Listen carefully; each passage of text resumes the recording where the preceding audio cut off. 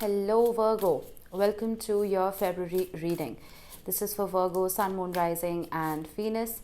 Please make sure you check all your placements to get a clear picture of what's going on for you this month. Now, as always, this is a general reading. It may or may not resonate for all of you. Please take only what resonates and leave the rest behind.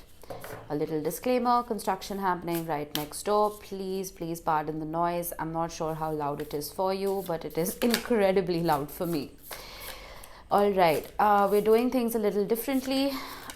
This month, I am getting you 3 star code oracles just to get an overview of what themes you could be dealing with. And then we will move on to your tarot to look at your general energy, love as well as career. All right, we have the 4th house, home. Nice.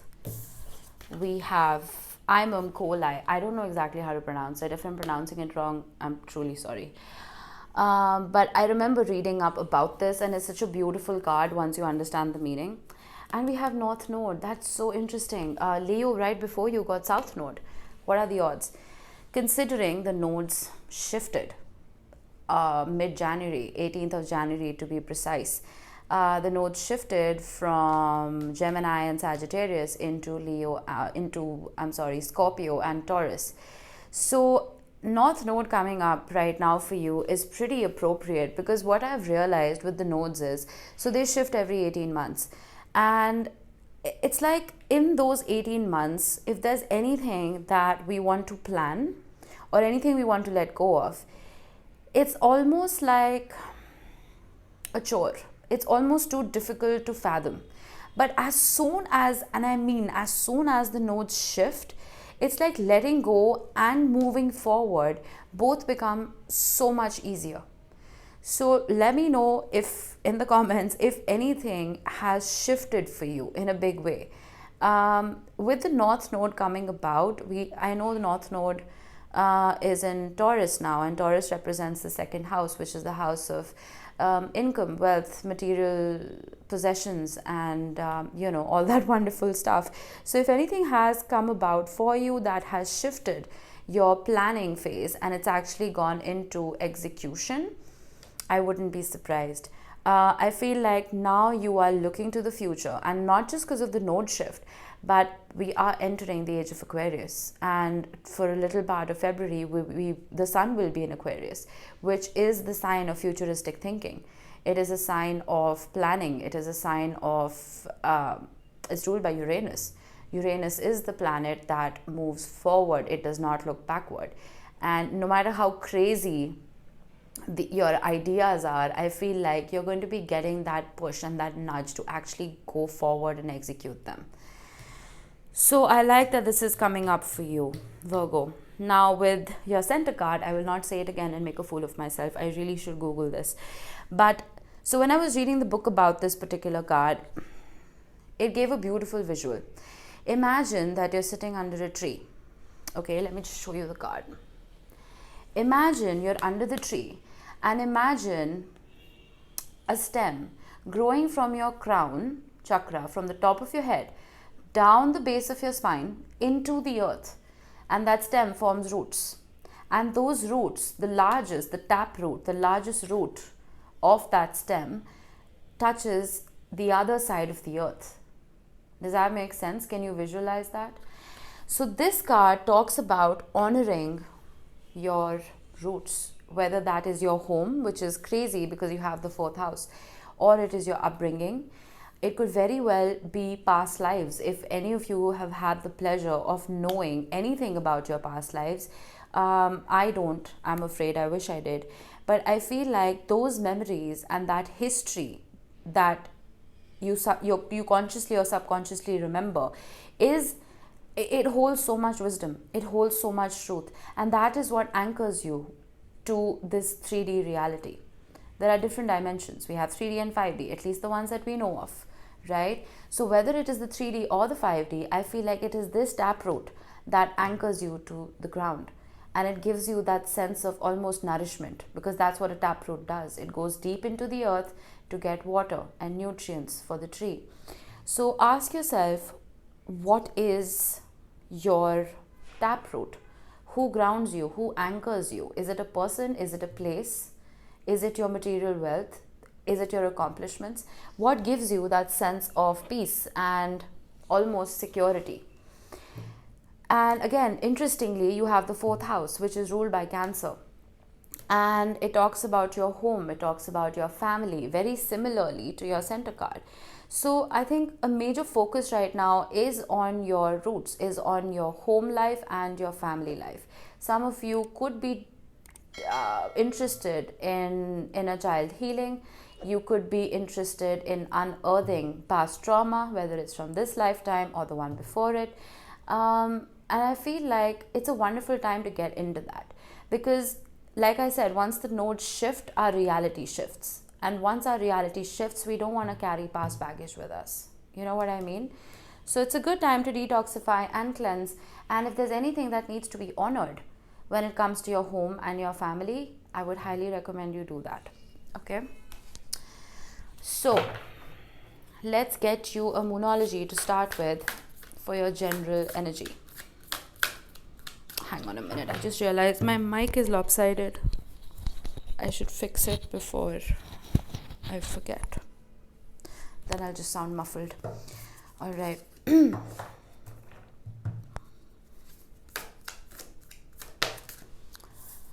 Honor your feelings. First quarter moon in Pisces. Nice. Pisces is the sign opposite to you. It is your descendant.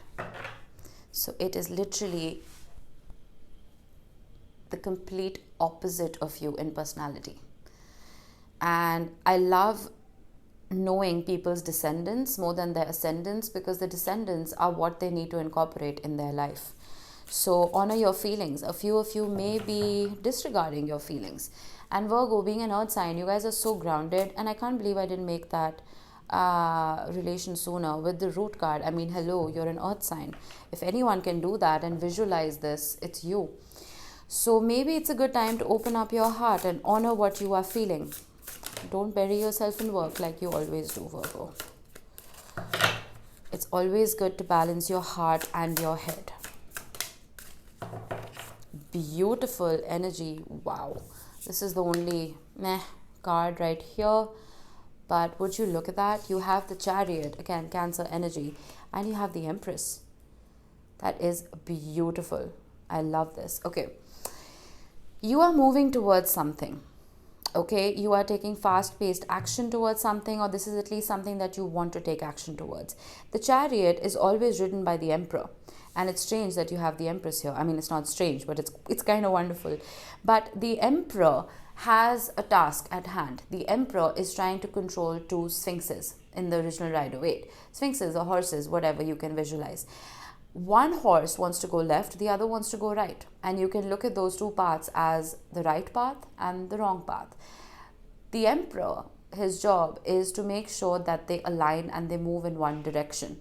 And in doing so, he's balancing light and shadow. He's balancing those energies and making sure that he is victorious in whatever it is that he's achieving. So I feel like that is what you're doing at this time. You are playing the balancing act. I literally did not even, I mean, it kind of was in my head, but I said balancing act and I didn't realize the Two of Pentacles was the next card. Anyway, this is that balance. Balancing light and shadow. Balancing right and wrong. I'm suddenly getting that dialogue in my head. I don't know if you guys have seen The Medici on Netflix, but what was his name? I don't know, Cosimo de' Medici's father, Giovanni, he said that in order to do something good, sometimes you have to do something bad. I didn't understand it till I thought about it. And I feel like a lot of us do this often. A lot of us, even if it's like tiny little things, a lot of us do wrong things. And this could be telling white lies in order to protect a loved one. It could be, again, telling a lie. Oh, I'm right outside. I'm almost at your door, but you're actually still in bed sleeping. You say that because you don't want to upset the other person. You know what I mean? It could be as small as that. And you being such an honorable sign, Virgo, you uphold the truth in everything that you do. There may be something here that is causing a little bit of a glitch. And with honor your feelings, I feel like a part of you wants to tell the truth and wants to do the right thing, but in doing so, you may hurt someone. This is very specific for somebody. I don't know what this is about. But with the Empress card, I feel like there's a lot of growth coming in, and I feel like whatever, if this is about work or it is about a personal relationship, I feel like you don't really have anything to be worried about, because the Empress, whatever she touches turns to gold. You know that she's the energy of abundance, of growth. So let's see what this could be regarding. New Moon in Capricorn, step up and lead. Lovely card to get for your career. Some of you may be starting your own businesses at this time. You might, be entrepreneurs. You want to be your own boss, and you may be taking the lead. You may be handling a team. At this time, you may have been promoted, or maybe this is coming up for you. Could also mean that people are looking up to you to take the lead. Ooh, you got a Capricorn card, and then you got the Devil, which is Capricorn energy. That's crazy.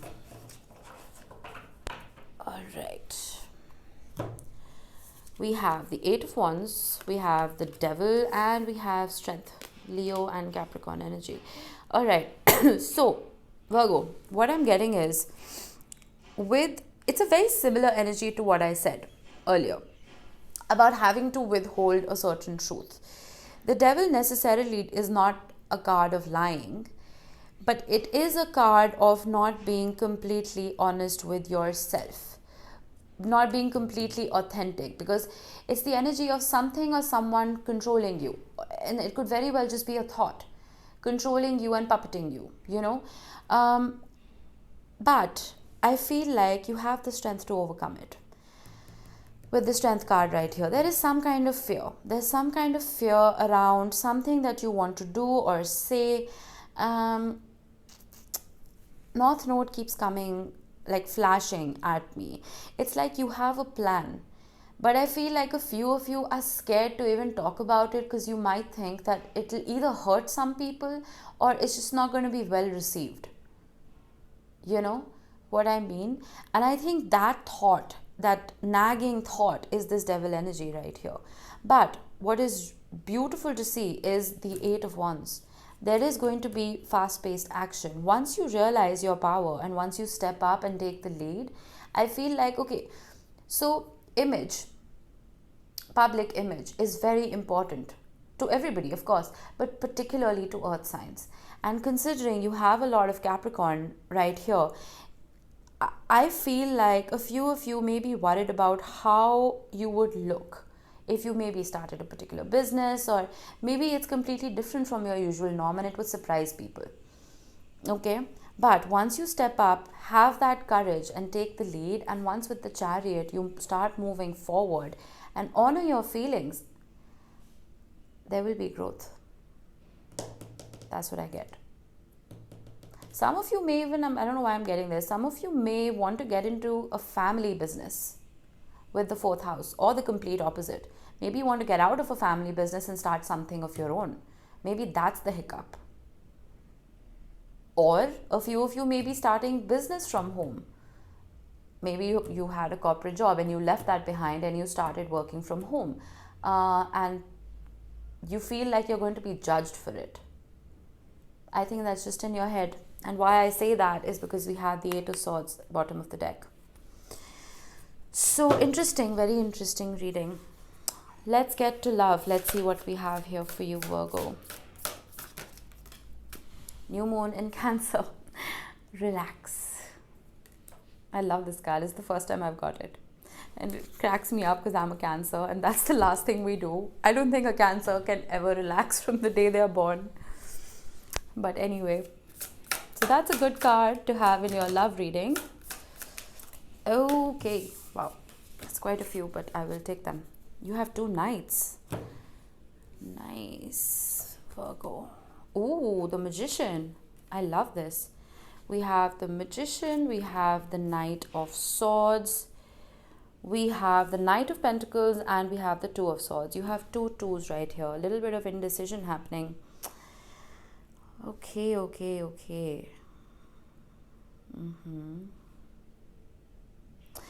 I'm getting something very generic. Okay, I'm just gonna say it out. It's just like staring at me in the face. I am getting, Virgo, that a few of you may have picked up the courage to go and address something with your person of interest. Okay, could be a spouse, could be a partner, could be a boyfriend, could be a girlfriend, could be a crush, could be a friend who you have feelings for. But whatever this conversation was, I have a feeling you want yourself. Virgos are not, even though, I mean, you are ruled by Mercury, right? So your communication skills are on point. But you are not necessarily very cutting people, okay? You may round out your conversations. You're still going to speak what's on your mind, but you will never really purposely try and hurt somebody. The Knight of Swords can be somebody whose words are cutting, like I said. So either this was you or it was somebody else. There was some sort of conversation here where things were said which you wish you could take back. I'm going to get one more card. There's a little bit of a jump here. Okay, we have two. We have the Star and the Six of Wands. Okay, I'm getting that there is a possibility that somebody that you were dealing with could be a fire sign, Aries, Leo, Sagittarius, or an Aquarius with the Star card here. I feel like someone was trying to get your attention, and they were saying things and they thought that it would impress you. Does that make sense? I know I'm so scattered right now, but I'm just like saying what I'm feeling. Someone was saying something to get into your good graces, but either you or them said something that was very cutting. It was very sharp. And I feel like there was a bit of downtime with the Star card. But I do see, once you relax a little bit, once you honor this downtime, and this could have been a break or a separation or something, non-communication, I don't know. But once you relax a little bit and you let go of the outcome of whatever this is, because that's the number one rule to manifestation, am I right?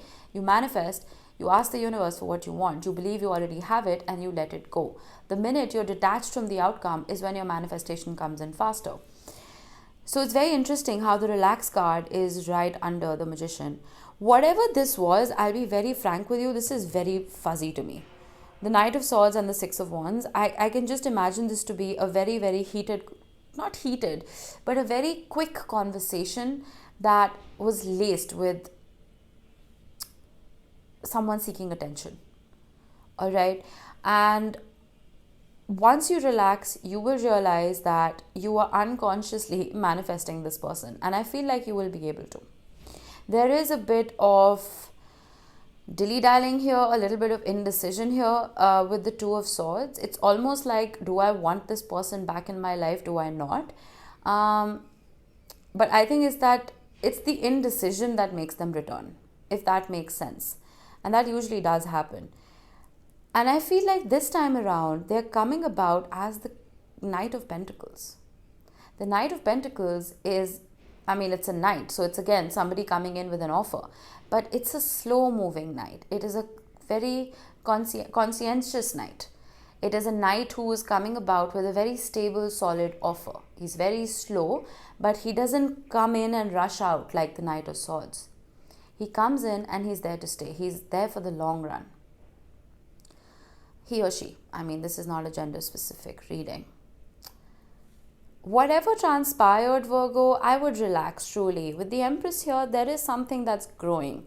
And I can't help but notice the tree again. Something is growing. Something is going to mature. I feel like if there was any kind of immaturity in this relationship, it's going to progress into something quite stable for you.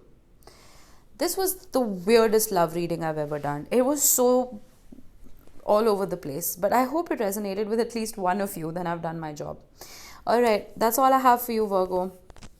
Enjoy February, and I will see you next time. Bye bye.